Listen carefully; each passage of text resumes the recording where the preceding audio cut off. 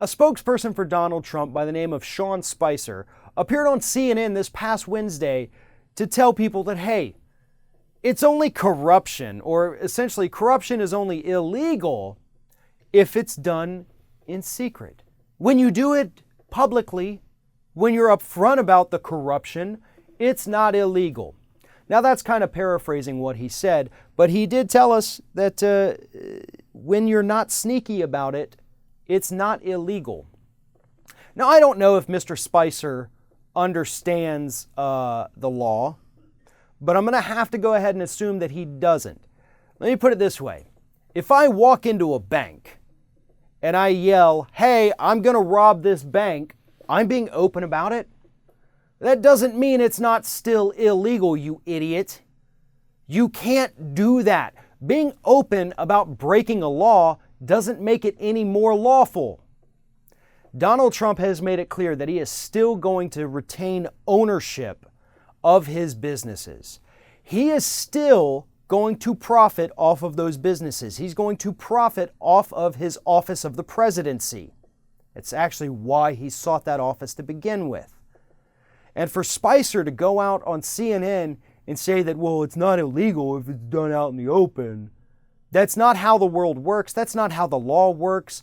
You're just being an idiot trying to convince people that there is no actual conflict of interest with Donald Trump or any of Donald Trump's cabinet members when there clearly is.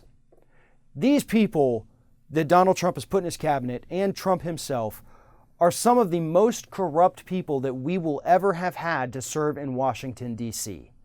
And it doesn't matter if they're up front about the corruption or if they do it behind closed doors. Corruption is corruption. And it's going to help bring down the legitimacy of the federal government and bring down the legitimacy of the United States to other countries around the world. We're already starting to see a diminishing of the United States' power abroad. You know, we stayed silent on the Aleppo issue. That hurt us. We could have gone in there and helped, and we didn't. We're drumming up these charges against Russia, even though we don't have firm evidence available yet. The media is picking it up. That's hurting us. And if it turns out Russia did hack us and we're showing that kind of vulnerability, that hurts us. This is a lose-lose situation because the media and the government has hyped it up so much. And then when the rest of the world looks around and see that we put a reality TV star with countless conflicts of interest in charge of our country, that hurts us. Corruption by any other name is still illegal. It doesn't matter if you're upfront about it. It's illegal.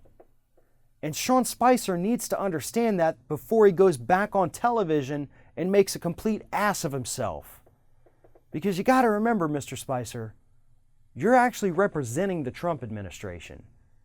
And you don't want to get on Donald's bad side, because then he's going to tweet at you, and then you're probably going to lose followers, and I know nobody likes that.